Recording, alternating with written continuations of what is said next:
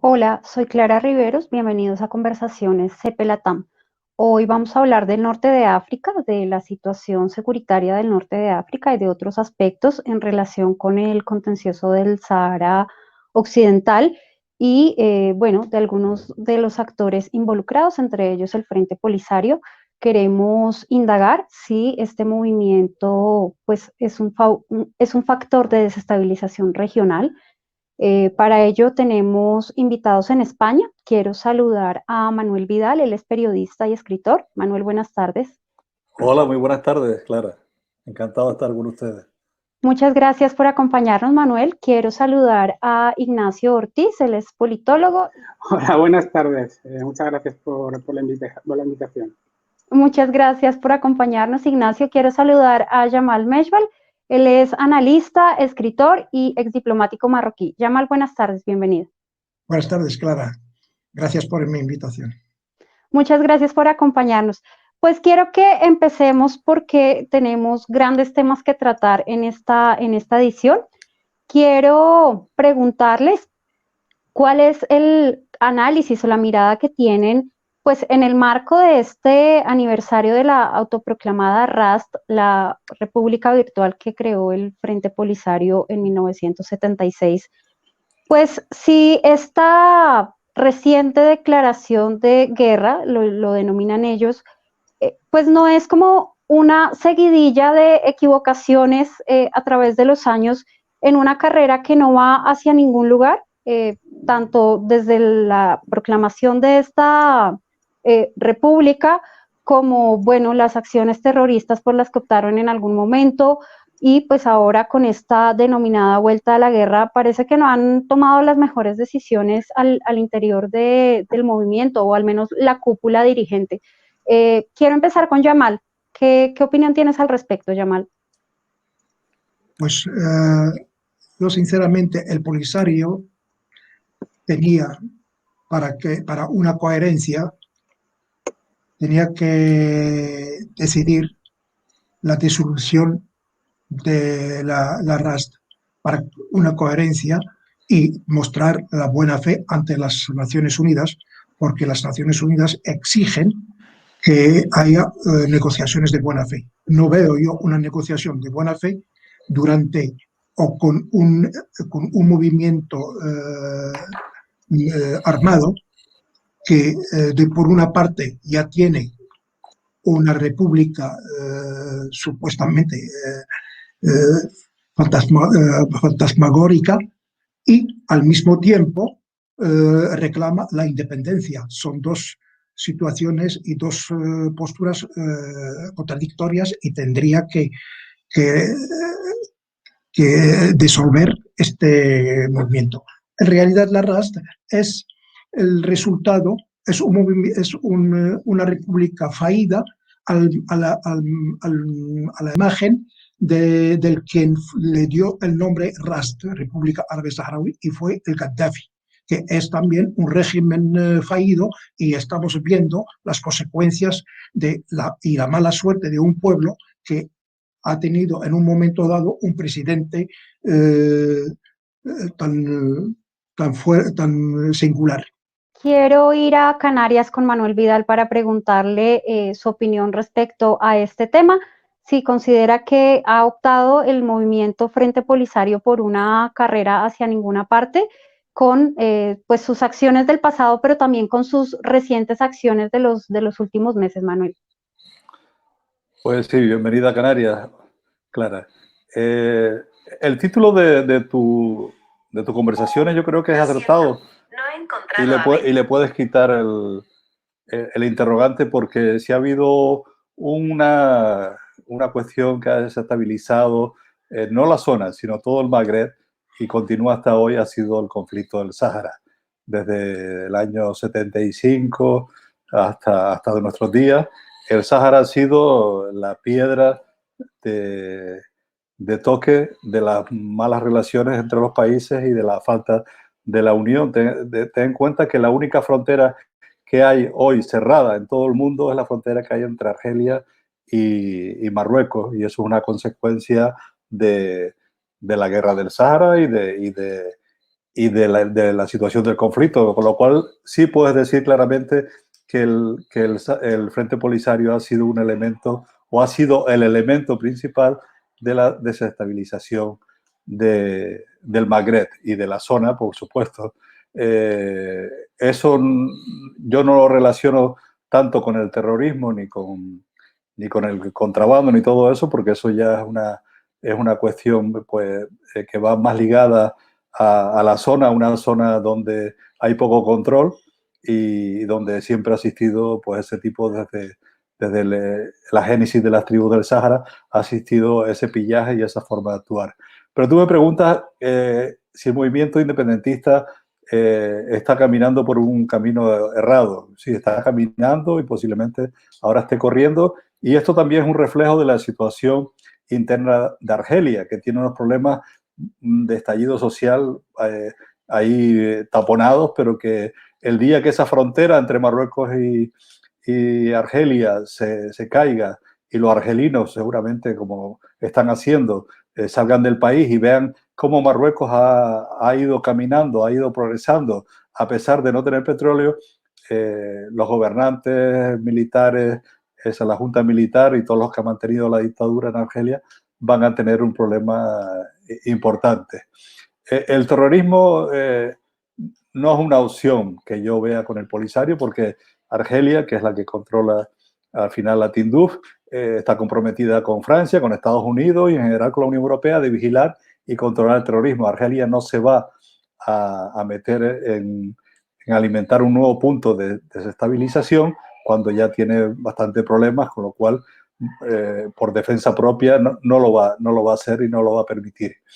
Y lo de la guerra, que dice que está en guerra, esto es un fraude, como dice, es una guerra virtual a través de la cual ciertos medios que no han contrastado la información o no la quieren contrastar, y la fuerte actividad que tiene el Frente Polisario en las redes sociales, pues ha creado una guerra ficticia. Yo he hablado con combatientes que están en el territorio y que tienen amigos en Tindouf, militares de toda la vida, que han batallado en grandes batallas, y me dicen que no hay nada, que no hay nada. Otra cosa es, por ejemplo, que ahora ha salido el tema de que aconsejan no volar por la zona de aquí de Canarias. Pues es posible que a lo mejor hayan detectado los servicios secretos o quien sea, que pueden haber alguien con misiles SAM por ahí y ante la duda, pues los hayan aconsejado que no se vuele en esa zona. Muchas gracias, Manuel, y quiero preguntarle a Ignacio, pues, ¿qué opinión tiene respecto a estas actuaciones, tanto las del pasado como las del tiempo reciente, del Frente Polisario, si no va en una carrera hacia ningún lugar, o por lo menos no hacia el destino que ellos esperan y anhelan, porque parecería que con cada nueva acción que emprenden se alejan un poco más de lo que desearían alcanzar, ¿no? Bueno, efectivamente, sí, como decías antes de una república virtual, tenemos una guerra virtual, ¿no? En fin, sí, efectivamente, como comentamos, una república virtual y como se sabe en el marco, partiendo del marco del derecho internacional, pues un verdadero Estado para constituirse como tal tiene que reunir varios requisitos: territorio, población y gobierno principalmente, y a partir de aquí capacidad para relacionarse con otros estados, sobre todo a través del correspondiente reconocimiento. Sobre estos requisitos, para hacer un poco de hincapié, nos encontramos con que prácticamente no se cumple ninguno, es decir, la población representa solo una parte y se encuentra acogida en el país vecino, en Argelia, y por lo que además, debido a esto último, no existe un territorio como tal en el que dicho gobierno pueda ejercer, más allá de los mal llamados territorios liberados donde apenas hay población reseñable. Y donde además las restricciones que históricamente han tenido en los campamentos a la movilidad, a la circulación de personas, vienen provocadas, entre otras cosas, para seguir cumpliendo ese requisito indispensable que antes mencionaba, de tener una población permanente para aspirar a ser un Estado. Es decir, que sin población tampoco habría Estado. De la otra pata de esta silla, la del reconocimiento, bueno, hay poco más que añadir, que no se sepa ya. Son muy pocos los estados que reconocen a la raza y cada vez son menos. La conclusión es que la situación en la que se encuentra esa pretendida RAS, más allá de origen, motivos y otras cuestiones relacionadas, es de un efecto meramente declarativo, más bien de cara a la galería. Con respecto a la cuestión terrorista, es de sobra conocido que el Polisario mató a civiles y raptó a saharauis españoles llevados a Tinduf como rehenes. La Asociación de Canaria de Víctimas del Terrorismo, Acavite, registra, creo que son alrededor de 300 las familias españolas, en su mayoría canarias, que son víctimas de los actos terroristas perpetrados por el Polisario. Aquí cabría recordar las sobradamente demostradas predilecciones belicosas de Brahim Gali. Ya en la década de los 80, cuando más virulencia terrorista ejercían en los guerrilleros del Polisario, en los ataques a las embarcaciones y pesqueros canarios que faenaban en aguas saharianas, el máximo responsable era el propio Gali como ministro de Defensa de la autoproclamada RAS. No es casualidad, por ello, su querencia por este tipo de escaramuzas desde que dirige el Polisario, como es la actual escalada de tensión en la zona, eso que ellos llaman guerra. Y en ese sentido también merece la pena recordar esa querella admitida a trámite en 2013 por el juez de la Audiencia Nacional, Pablo Ruz, imputando a Gali junto a otros dirigentes del Polisario. Ahora, efectivamente, estamos con la cuestión bélica, que parece que es la única forma que desde el Polisario emplean como única forma de arreglo de la cuestión, especialmente desde que ostenta el poder su actual mandatario, el beligerante Gali, que solo parece querer conseguir sus objetivos apelando a la vuelta a las armas, pero yo creo que cuyo trasfondo es más bien la ocultación de una situación que el propio Polisario a lo largo de las décadas no es capaz de resolver ni de ofrecer ninguna solución más allá de las mismas inútiles proclamas a las que nos tiene acostumbrados en este eterno viaje hacia ninguna parte en el que llevan tiempo embarcados. Efectivamente, sí, bueno, como comentabas, son muchas malas decisiones una detrás de otra, eligiendo las peores opciones con una evidente ausencia de sentido común e incluso de materia gris por aquellos que deciden en el Polisario. Gracias, Ignacio. Me voy a quedar contigo para que pasemos a nuestro segundo bloque. Manuel nos comentaba ahorita pues que no veía como con mucha claridad que puedan hacerse alianzas y conexiones con otros grupos terroristas y el Frente Polisario, pero a veces en la prensa salen algunas informaciones que, bueno, vinculan o relacionan de diferente forma pues al Frente Polisario con grupos terroristas que desestabilizan el Sahel y pues la región del Magreb. Quisiera preguntarte qué opinión tienes al respecto o cuál es tu análisis, si crees que hay razones para preocuparse en ese sentido, pues como se sabe esa es una zona muy compleja y como apuntaba Manuel, pues es muy difícil, digamos, mantener como un control y la seguridad de esa vasta zona. Bueno, y sobre esta cuestión podríamos remontarnos un poco más atrás, no mucho. Bueno, ha habido varios episodios, pero el último, el más reciente, tenemos la amenaza que hubo a finales de 2019 de un posible ataque yihadista en la zona próxima a los campamentos de Tinduf la amenaza fue contra ciudadanos e intereses españoles en la zona, según fuentes cercanas al Ministerio de Asuntos Exteriores y Ministerio de Defensa de aquí de España. En ese sentido, bueno, debemos recalcar que el propio Ministerio matizó que era una amenaza real contrastada por los servicios de inteligencia que operan en la región en forma de ataques con vehículos explosivos sin que deba descartarse incluso posibles secuestros. Por ese motivo, en aquel momento se desaconsejó taxativamente viajar a los campamentos de Tinduf ante la inestabilidad que se vive en esa zona y en otras colindantes como Mali, Mauritania, en fin, Níger, Burkina Faso, etcétera, donde las difíciles condiciones sobre el terreno facilitan el continuo trasvase de elementos terroristas debido a la permeabilidad de sus fronteras.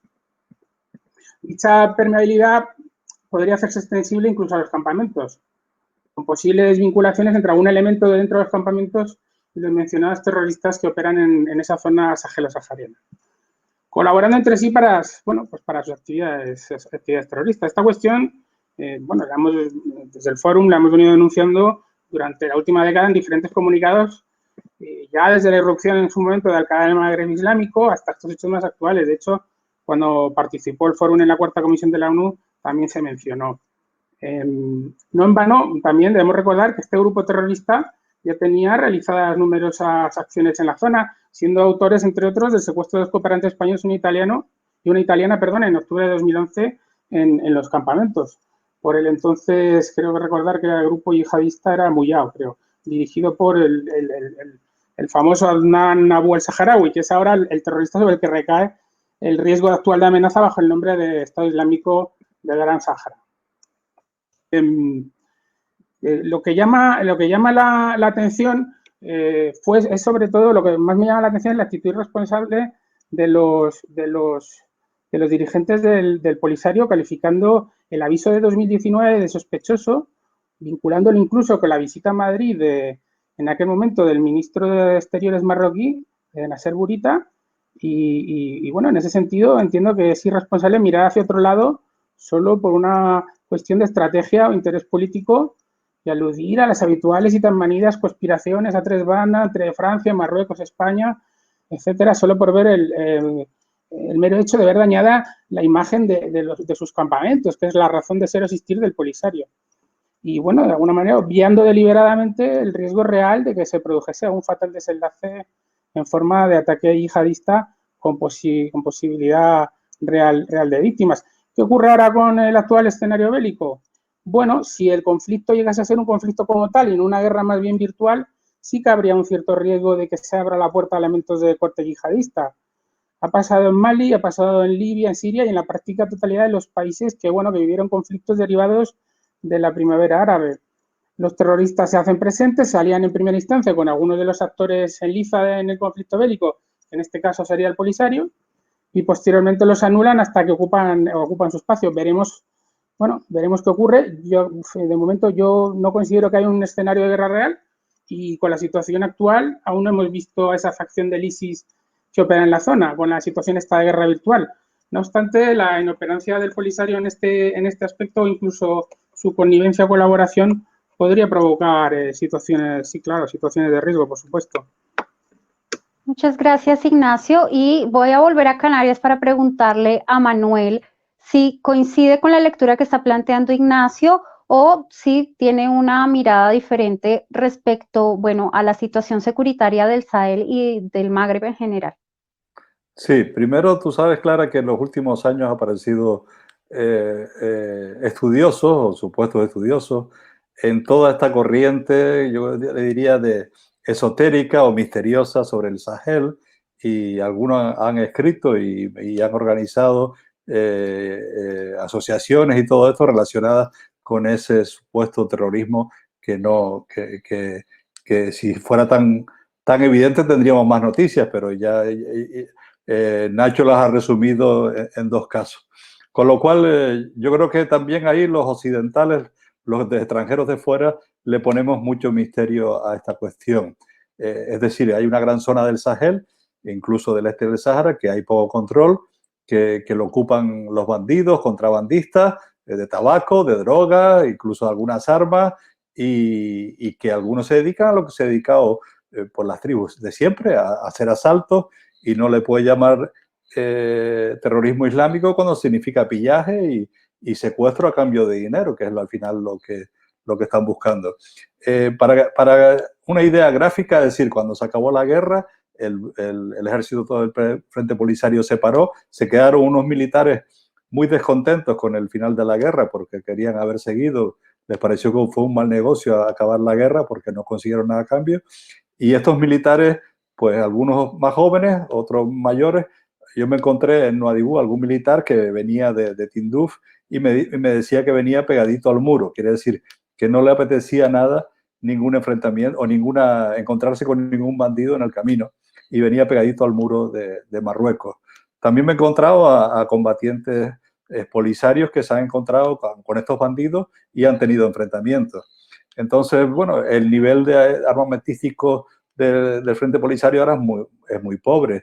El nivel de armas será muy antiguo. Es cierto que hay militares que se han ido desde el año 91, pues algunos ya han envejecido, otros han vuelto a España, algunos al territorio, y entonces pues yo no veo ahí yo más de eso, no puedo ver. Yo le diría a todos esos que hablan de lo difícil o de lo peligroso que es la zona del Sáhara y el Sahel, que nunca como ahora el Sáhara ha sido tan seguro.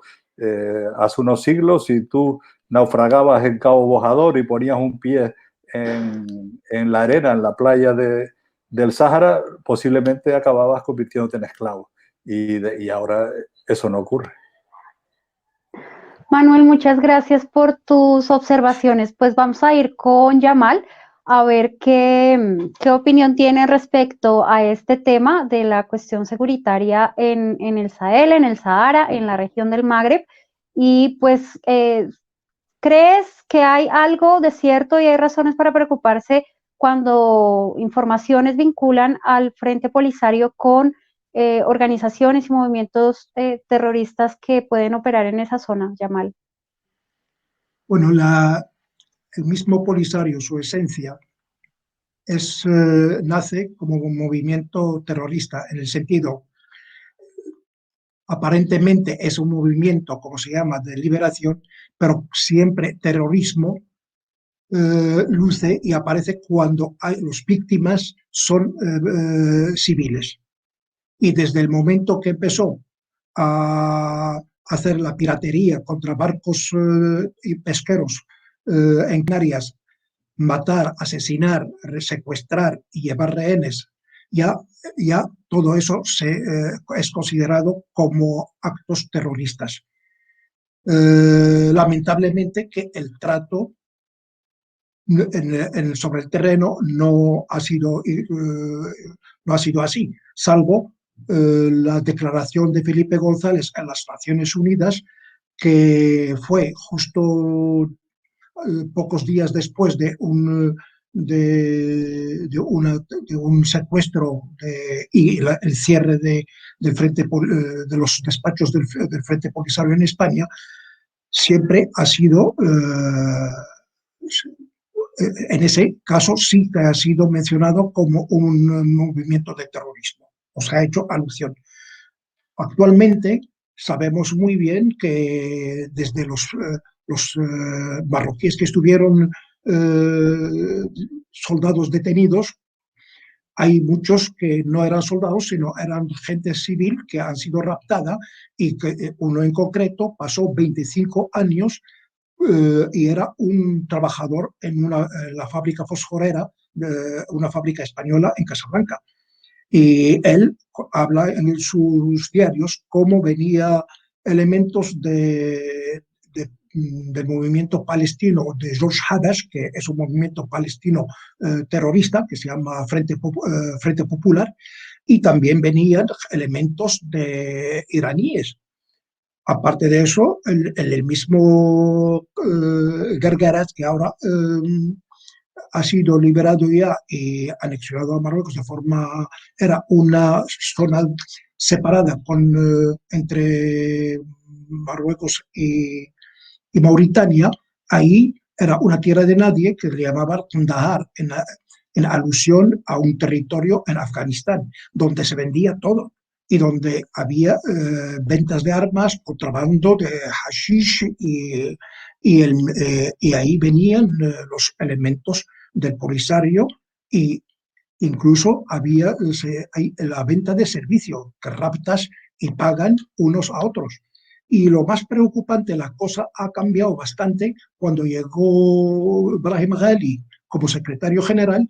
Él siempre ha sido contrario al alto del fuego, y empezó con el sentido, y es el responsable en realidad de todos los actos terroristas contra los canarios, porque fue el ministro entonces, el ministro entre comillas, de defensa de la RAST.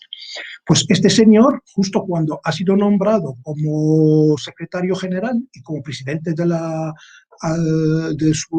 SURAST, visitó por primera vez, pasó a las aguas del Océano Atlántico. El visitar el Océano Atlántico era una llamada de alarma al ejército marroquí, porque nos hace recordar las posibilidades de volver a estas operaciones de atacar a los barcos y actos terroristas en el Océano Atlántico. De hecho, hay elementos, hay más de 2 millones de piezas de armamento que quedaron después del derrocamiento del régimen de Gaddafi y que están actualmente como negocios. Todo esto hace que... Yamal, me voy a quedar contigo para que pasemos a nuestro tercer bloque y luego, pues ahorita cuando terminemos las preguntas con los otros invitados, si quieres ampliar algo, lo puedes hacer.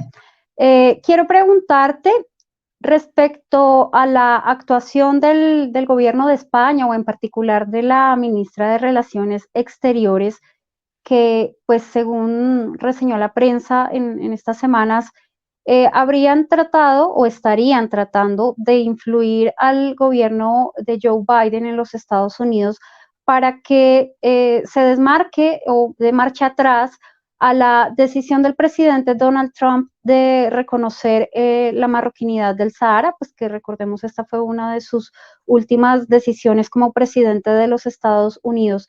Quiero preguntarte si tú crees que es posible que la administración de los Estados Unidos revierta esa decisión y si España tendrá algún éxito y si corresponde que España esté tratando de hacer esto, pues considerando que es un país que dice no tener ninguna relación en ese contencioso, salvo desear que se resuelva el diferendo entre las partes.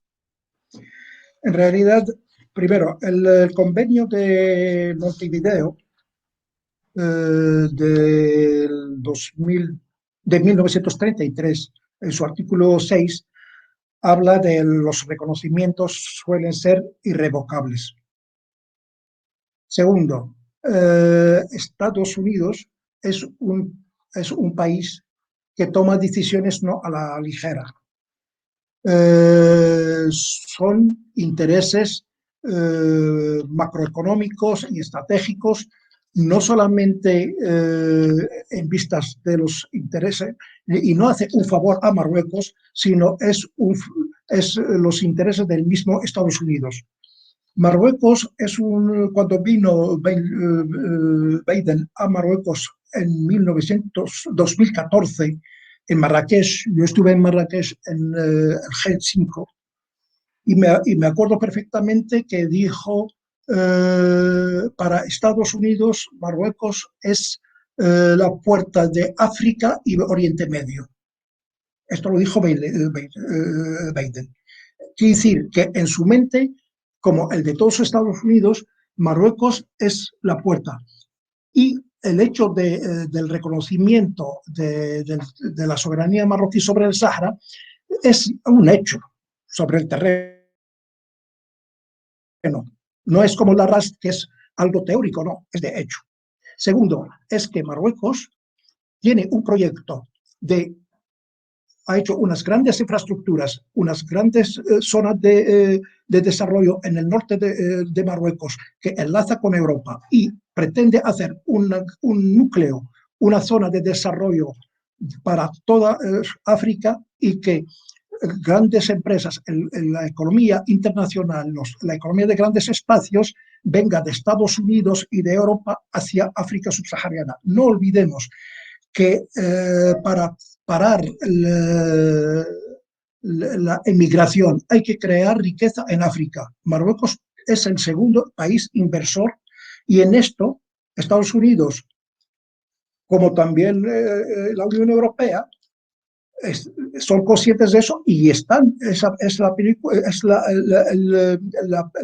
el proyecto que se está intentando hacer, y eso quiere decir que no puede haber lugar a un ente independiente o que tardemos más tiempo en un statu quo, y hay que empezar. Y por eso no solamente reconoce Estados Unidos la soberanía, sino también ha creado un consulado económico, además se ha iniciado que es económico, y 3.000 millones de dólares para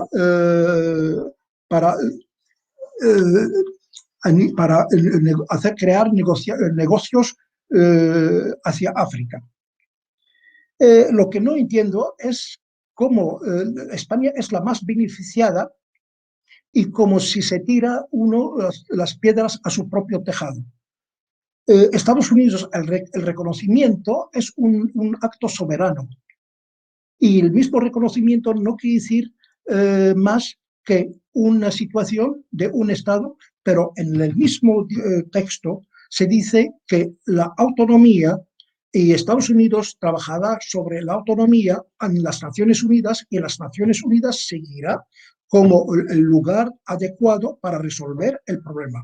Lo que no puede seguir es que las Naciones Unidas, afirmando en sus resoluciones que el plan marroquí es el ideal, y al mismo tiempo el Polisario esté con Argelia hablando del referéndum, un referéndum que ya completamente desfasado y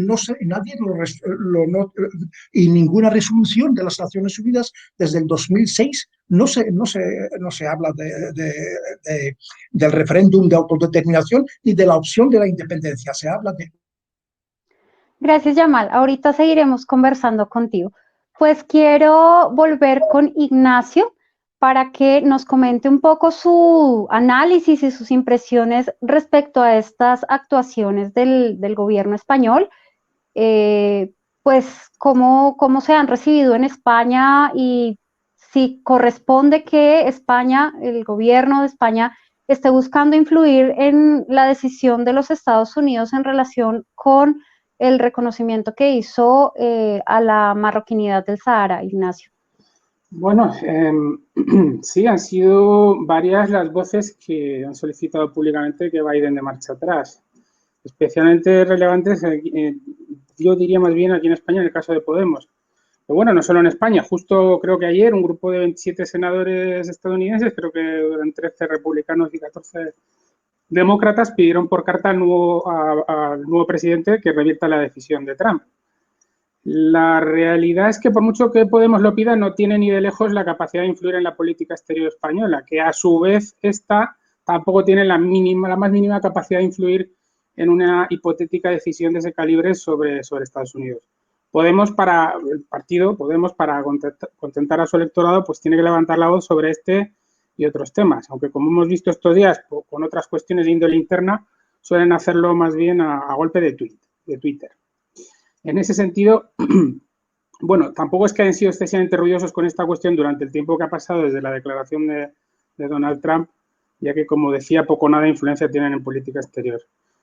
Ayer, la ministra de Exteriores española, la socialista Arantxa González Laya, reiteró que la postura española no había cambiado, basada en la centralidad de la ONU para arbitrar una salida política duradera y mutuamente aceptable para las partes, un poco en la línea de las últimas resoluciones del Consejo de Seguridad sobre esta cuestión. Por eso digo que más bien es cosa más en este caso, del otro socio de gobierno que es Podemos. También, bueno, que no creo que vaya a ocurrir, ya cambiando un poquito tercio, ha habido voces que reclaman a España que se sume de alguna manera, otras voces que reclaman a España que se sume de alguna manera a esa declaración de Estados Unidos, si no integralmente, si a través de algún tipo de gesto. En ese sentido, hay quien afirma que el Reino Unido pueda seguir el camino de Estados Unidos e incluso Francia. De hecho, el pasado 15 de enero se celebró por videoconferencia un encuentro de alto nivel entre representantes de numerosos estados para apoyar la iniciativa de autonomía de Marruecos por el Sáhara. Y en la conferencia que organizó Marruecos y Estados Unidos participaron, creo que fueron alrededor de 40 países por miembros de sus respectivos gobiernos y muchos a nivel ministerial. Y aparte de la representación norteamericana, como decía, la más reseñable fue la de Francia, que fue el único país europeo que participó en la conferencia. Lo que sí es reseñable, por añadir algo en el otro lado de la balanza, es la variación de posturas de algunos políticos tradicionalmente afines al Polisario, como por ejemplo el Partido Nacionalista Vasco, que de la mano de Aitor Esteban, su portavoz en el Congreso, bueno, afirmó más o menos textualmente que hay que dar una solución al Sáhara y para ello hay que hacer ver al Polisario lo que es posible y lo que es imposible. Y añadió, a nadie se le escapa la importancia geoestratégica que ha adquirido Marruecos para España y la Unión Europea, sobre todo por temas como el terrorismo y la inmigración. Y también en ese sentido, Aitor Esteban cree que la monarquía magrebí es un agente importante que hay que cuidar por su importancia geoestratégica. Por último, Aitor Esteban terminó diciendo que la parte saharaui ha dejado pasar oportunidades y que el mundo ha cambiado mucho en los últimos años. Bueno, este no ha sido el único caso. Otros, como el expresidente Zapatero, se expresaron claramente mencionando en un conocido programa televisivo de actualidad política la amplísima autonomía ofrecida por Marruecos. Yo creo que probablemente puede que fuese la primera de las pocas veces que se escuchase esta propuesta en España, por alguien de su relevancia en prime time televisivo hacia el gran público. Porque aquí es un gran público el español para el que esta cuestión casi siempre pivota en favor del Polisario y del que se desconocen posibles alternativas. Y también hubo manifestaciones al respecto de mi primer ministro francés, Manuel Valls, que ahora es concejal en el Ayuntamiento de Barcelona. En fin, conociendo los amplísimos apoyos que tiene en España el Polisario, no creo que estemos ante un cambio de paradigma sobre esta cuestión en el país, en España, pero sí que estas declaraciones de políticos relevantes son dignas de destacar por lo novedoso. Y, en cualquier caso, respondiendo a la pregunta, volviendo al principio, la realidad es que yo creo que esta declaración de la soberanía marroquí sobre el territorio del Sáhara se quedará como está, justificando que la decisión americana, una vez adoptada, ya deja de ser de Trump, sino de Estados Unidos. Y, francamente, no veo a Biden echando por tierra un compromiso alcanzado por su propio país. Muchas gracias, Ignacio. Y vamos a ver qué nos dice Manuel a este respecto. Si cree que el gobierno de los Estados Unidos va a mantener la decisión pues, que tomó en los últimos días de gobierno el presidente Donald Trump respecto a la posición de los Estados Unidos en relación con el contencioso del Sahara, al reconocer pues, la marroquinidad del Sahara. ¿Cómo ves esto y cómo ves la actuación del gobierno español a raíz de esta decisión de los Estados Unidos, Manuel? Bueno, empezando por lo de Trump, la administración americana me parece que es de alabar, y que alguien haya puesto una posición realista, una situación que era irresoluble en el Sáhara, que por medio de la negociación de las partes nunca se iba a resolver este problema. Porque también eso Yamal lo podrá contestar, el Frente Polisario nunca ha querido un referéndum. El Frente Polisario quiere trasladarse de Tinduf al territorio y gobernar. Por eso pide ser el único representante del pueblo saharaui, etcétera, etcétera. Y ha habido oportunidades a través de la ONU y después de la guerra, el 91, para hacer referéndum, pero el Frente Polisario siempre ha bloqueado esta situación porque la solución de ellos no pasa por un referéndum, sino pasa por ir de Tinduf directamente al territorio, con lo cual pues la parte marroquí siempre dirá que no, con lo cual el problema era irresoluble. Y la administración Trump yo creo que ha dado porque Trump también a fin de cuentas es un antisistema y ha roto con toda la política esta correcta y ha puesto, pues ha dicho algo que Francia, precisamente al contrario de España, lleva tiempo diciéndolo. España tiene una política exterior muy pobre y falta ideas. Es increíble que un país que tiene un continente de habla hispana, una lengua tan amplia, sea tan pobre en política exterior. Y menos podemos esperar ahora de un gobierno populista y socialcomunista. Es decir, lo que diga España pues será una anécdota dentro de lo que son los intereses de los Estados Unidos, que precisamente el único lugar de África Occidental donde no están los chinos, porque hay que ir a África para ver cómo están los chinos allí, lo que construyen carreteras, universidades, etcétera, etcétera, es en el Sáhara.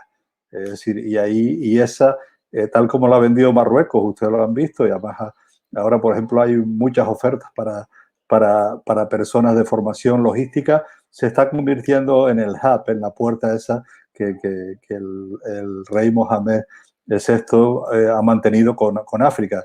De hecho, el hub de Casablanca es el más importante y el que comunica a toda África subsahariana, y Marruecos en ese camino está. Tiene el puerto de Tánger Med, hay uno previsto en Dakhla, multipropósito también interesante, y Estados Unidos que se ponga ahí, pues ustedes saben que los americanos son muy pragmáticos y en ese sentido pues también habrán visto una posibilidad económica y comercial y de frenar un poco el avance de los chinos, o estar en una zona que los chinos no han conquistado todavía. Pues no te veo muy satisfecho con las actuaciones del gobierno español. Nada. A Y tú tienes nivel al lado a Venezuela, así que yo no queremos ser Venezuela. No, bueno, yo recuerdo cuando el ahora vicepresidente estuvo en Venezuela a pocos días de la muerte de Hugo Chávez. Él Sí. salió en un canal de televisión venezolano diciendo que le parecía hermoso lo que veía y que él quería ver a España así.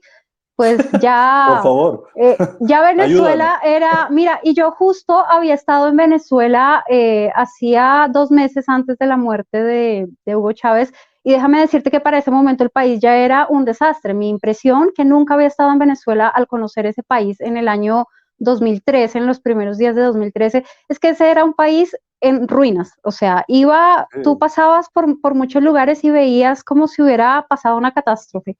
No puedo imaginar lo que es hoy ese país. Entonces, bueno, son cosas que quedan ahí y que sí generan mucha inquietud, porque ya en ese momento uno se había dado cuenta, pues digamos, hablando de una persona que tenga sentido común y cierta racionalidad, que eso no podía ser viable. Y bueno, dice Pablo Iglesias que a él le conmovía mucho ver lo que era Venezuela y esperaba ver un día así a España. Entonces, pues sí, genera a veces cierta preocupación las actuaciones del gobierno Mucha español. preocupación. Y en este particular del tema del Sahara, pues a mí me ha llamado la atención muchas veces que hay como una ambigüedad, porque si bien te está diciendo oficialmente el gobierno español a través de sus diferentes gobiernos que apoyan la solución a través de la ONU, es decir, consensuada, que las partes lleguen a un acuerdo para que sea una solución justa para todos, pues por otro lado, a veces parecería que de alguna manera siguieran apostando al Frente Polisario, por diferentes vías, les ayudan con recursos, digamos, por ejemplo, en esto de vacaciones en paz, que juegan mucho en la parte psicológica porque dicen es por los niños, pero finalmente esta semana leí una noticia de cómo, como no hay vacaciones en paz, el Polisario pues se ha, digamos, apropiado de estos recursos en presuntas actividades que no llegan a realizarse. Y esos desfalcos de dinero que ellos reciben de donaciones de las autonomías, de los municipios, de las ciudades de España, son recursos públicos, recursos del erario, que por una vía llegan, y eso es un respaldo también. Entonces son situaciones que generan ambigüedad. Nos quedan unos minutos, no sé si alguno quiere refutar esto que estoy diciendo o, bueno, comentar alguna... No, yo te comento, sí, que lo que tú dices, la política española desde el año 76 no ha cambiado. 1976 y hoy es la misma. Es decir, ha pasado todo lo que ha pasado la MINURSO, y España, el ministro de Asuntos Exteriores o que de turno, tienen la misma leyenda. Hay que cumplir los mandatos de la ONU sobre el referéndum y tal. Y de ahí no se ha bajado. Y yo me he encontrado muchos polisarios, dice, pero España, ¿qué política exterior lleva? Que esto está desfasado. Por lo menos Francia dice algo, una autonomía, tal, pero es que nosotros no hemos avanzado nada en ese sentido. Y luego hay otra cuestión, que yo como español no me siento culpable de nada, que es otro tema que siempre dice, no, pues España fue culpable. ¿Que España de qué fue culpable? Sí. España fue culpable de haber mareado 12 años a Marruecos, a lo mejor en Naciones Unidas, tenía que haberlo, porque era el único que reclamaba, tenía que haber resuelto eso antes y no haber mareado la perdiz hasta el final, pero no me siento nada responsable, ni corresponsable, ni nada de lo que hizo España. España hizo lo que pudo en aquellas condiciones de dictadura militar, que yo creo que fue mucho. Ahora, intentar mantener una situación que no conduce a nada desde el año 76, me parece que es no querer mojarse, con lo cual, bueno, también es una opción. Una opción que tiende a no dejar contento a nadie, ni a Marruecos, ni al Polisario, ni a nadie. Poncio Pilato. Pronúnciate, por favor. O sea, es lamentable que en el momento que muchos países de la Unión Europea y de Estados Unidos se están dirigiendo a Marruecos, como dijo Joe Biden, como puerta hacia África, sucede a veces un retroceso que me recuerda precisamente en los años de 1956, que Marruecos veía a España como con euforia porque había apoyado la resistencia marroquí por la independencia, pero en ese mismo momento, cuando se anunciaba la independencia en la zona sur, es lo que se le ocurrió Franco, es en un discurso dirigido a los marroquíes, felicitando a los marroquíes de la zona sur por la independencia, pero en lo que se refiere, dijo textualmente, a lo que se refiere a nuestra zona del protectorado español, iremos paulatinamente preparando a la juventud para que en un futuro pronto se haga con el futuro del país. Quiere decir, que estaba fuera del tiempo, iba, y en eso España cogió el último vagón en relaciones con Marruecos. Creo y espero que no se repita esa maldita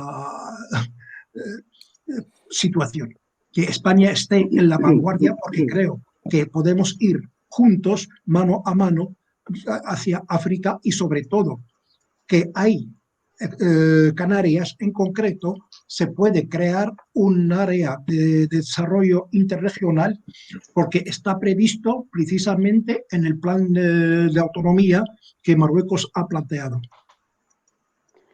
Ignacio, me gustaría hablar contigo un poco acerca de eso que mencionó Manuel, que me parece tan interesante, y es cómo el Frente Polisario utiliza mucho ese componente emotivo de instrumentalizar niños, mujeres, para siempre decir España es culpable.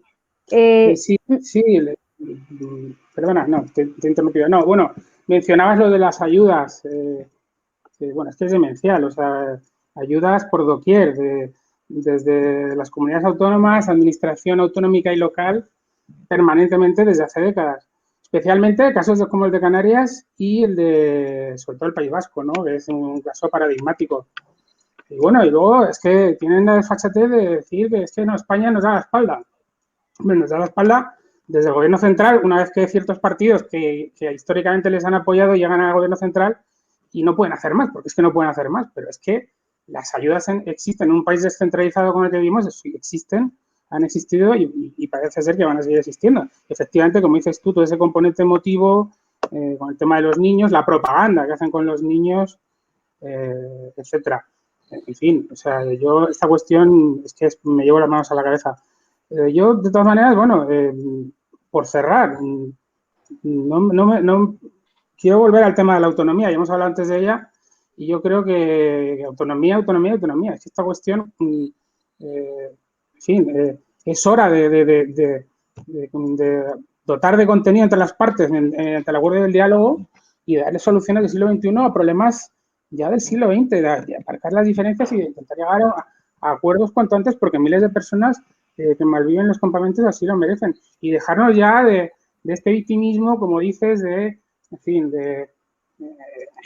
de utilizar a las administraciones, como es el caso aquí de la española, de las administraciones locales y autonómicas aquí en España, y ese componente emotivo para perpetuar esta cuestión y que se lucren y se beneficien solo unos cuantos, y como es el caso de los dirigentes del Polisario, y cerremos de una vez este triste capítulo de la historia del Sáhara. Manuel, me gustaría preguntarte, porque tuve un programa pues anterior a este con invitados españoles en el que les consultaba respecto a si España es todavía hoy potencia administradora del Sahara, como reclaman pues los del Polisario, activistas amigos del Polisario, e incluso alguna prensa en España he visto en estas semanas que habla de las responsabilidades de España sobre ese territorio, e incluso que sería potencia administradora. ¿Tú qué opinión tienes a este respecto? Bueno, te lo podía decir de forma técnica consultando la documentación de Naciones Unidas, pero te lo resumo que de los acuerdos de Madrid, justo firmarlo, España, bueno, los acuerdos de Madrid se firmaron porque hubo una marcha verde. Y la marcha verde, las Naciones Unidas le dijo a España que negociara con las partes y negoció con Mauritania y con Marruecos. De ahí, con el beneplácito de Naciones Unidas, nacieron los Acuerdos de Madrid, y con los Acuerdos de Madrid firmados, España dijo que con ese acto daba por finalizada su administración y su vinculación. Se llevó a las Cortes españolas y se cerró. No me acuerdo qué ministro fue, ahora no lo recuerdo ahora, pero bueno, se dijo España, el Sáhara era español, pero el Sáhara era de España, pero el Sáhara no era español. Eso fue cómo se dio carpetazo, y nosotros dejamos de tener responsabilidad. Pero a partir de eso, luego, Clara, se produjeron más cosas. Se produjo el Alto el Fuego 91, las misiones de la ONU para el referéndum y una serie de procesos a través de Naciones Unidas y demás acuerdos que ya en los Acuerdos de Madrid quedaron totalmente invalidados, y aparecieron otros elementos de Naciones Unidas. Es decir, cualquiera que sea jurista sabe que no puedes ir a un documento invalidado para decir que España sigue siendo potencia administradora. No sé si me ha seguido, pero eso es una forma de adaptarse, de la misma manera como decir que España es culpable y otras cuestiones por el estilo. España no es potencia administradora. Solamente entra en Naciones Unidas y mira a ver quién es administrador del Sáhara Occidental. Yamal, ¿y tú coincides con la opinión de Manuel o tienes algo diferente que agregar?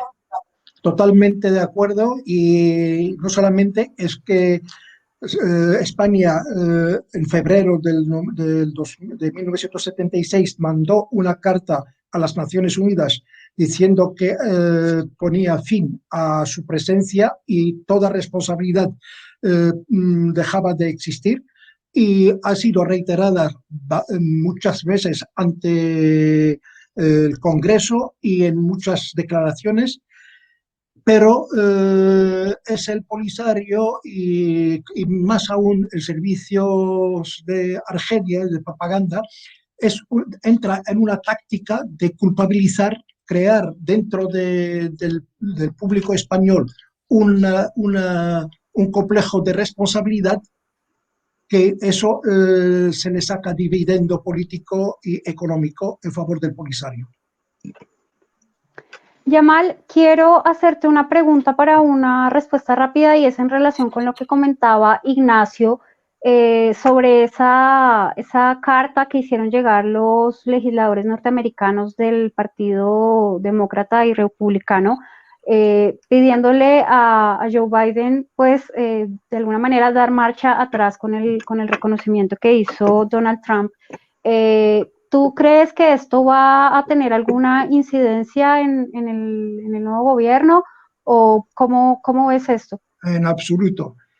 Primero, solamente es sencillo entrar en Google o en cualquier página y poner el nombre de Jim se llama Inhofe, y verás que es el señor, el mayor de las voces que niegan el cambio climático.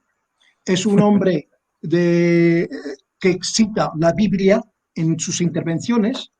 Es el señor que escribió una carta a Trump para que salga del Acuerdo de París sobre el cambio climático. Es el que recibe mayor dinero en la campaña electoral de los medios de las compañías petrolíferas y de carbón. Es el señor muy cercano también de la industria de armas, y es el señor que forma el lobby pagado por Argelia, y con eso yo creo una carta firmada por este señor daña más al Polisario que hacerle favor, porque con el personaje queda muy bien claro qué tipo es y qué es lo que quiere. Está al servicio de las empresas petrolíferas que actúan en Argelia, y Argelia es un país, lo que le queda del dinero lo está malgastando. Por otra parte, no tenemos que olvidar que el Congreso de los Diputados ha escrito varias cartas. Una de ellas creo que ha tenido más de 200 firmantes de las dos cámaras pidiendo a Obama de respaldar la autonomía de Marruecos, presentada por Marruecos.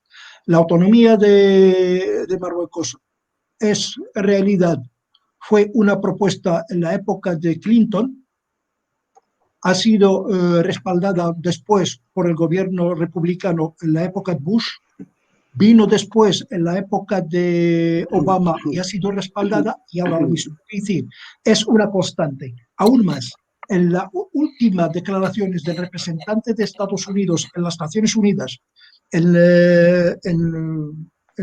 últimamente, la última resolución, explicando la resolución de las Naciones Unidas, hacía hincapié en que la única solución que se puede que puede tener lugar para el tema del Sahara, que ha tardado excesivamente, es la autonomía marroquí, porque es la solución realista conforme lo que y reúne los parámetros que las Naciones Unidas exigen para una solución. Y por lo tanto, eso es un papel mojado, es un dinero que se lo ha ganado el señor diputado y sin más. Gracias, Yamal. Solo para matizar un poco tus observaciones, hay firmantes ahí que son congresistas de una gran reputación, con una notable carrera, muy importantes también para nosotros en América Latina en temas de derechos humanos, como el demócrata Patrick Leahy, solamente por citar alguno. Quiero preguntarle a Manuel, pues si querías agregar algo, Manuel. Sí, a esto hay que añadirle que la política de Estados Unidos no es que sea venezolana, pero está bastante bananera últimamente.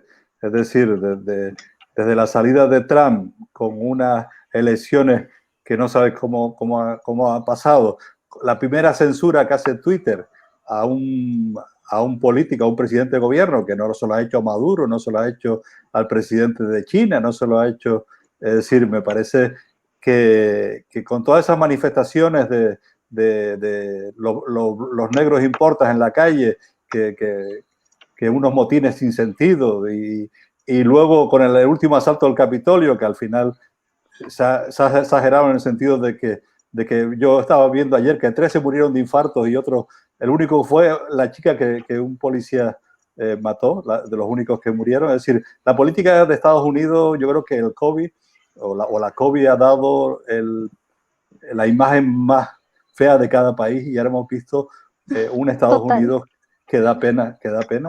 Entonces, lo que digan estos demócratas, me parece que hay ahí, con todo lo maleducado, con todo el show que ha montado Trump, y que a mucha gente no le puede gustar sus modos, ha sido un señor de antisistema que ha hecho muchas cosas en política exterior, que no ha hecho una guerra, que no ha expulsado a tantas personas de Estados Unidos como lo hizo Obama, y yo creo que ahí en ese sentido el establishment, lo políticamente correcto ha invadido todo el mundo. La política americana no se ha escapado y es terrible, y mucha gente se esconde detrás de los derechos humanos, detrás de la igualdad y otras serias cosas que al final están escondiendo otro tipo de cosas. No vivimos una anarquía, como decía un intelectual español que acabo de oír ahora, Antonio Escotado. Estamos en una diarrea política, y esto va a traer consecuencias, y me parece que yo creo que hay que tener sentido común y ponerse a ver que Estados Unidos, a mí me da mucha pena, porque al final, mira, tú que eres colombiana, Colombia tuvo sus problemas con la guerrilla, todo ese tipo de cosas, narcotráfico, y ahora Colombia, comparado con Venezuela, es un país seguro y donde puedes ir a vivir y tal, y Estados Unidos, que era el lugar del sueño americano, ahora es una pesadilla. Muchas gracias, Manuel. Pues has hecho unos comentarios muy acordes para distensionar el ambiente en relación con el Frente Polisario. Les agradezco mucho su participación, ha sido un placer verlos y pues tenerlos en esta edición de Conversaciones CP Latam. Gracias pues a ustedes por acompañarnos y nos vemos en una próxima emisión para tratar otros temas relacionados con el norte de África.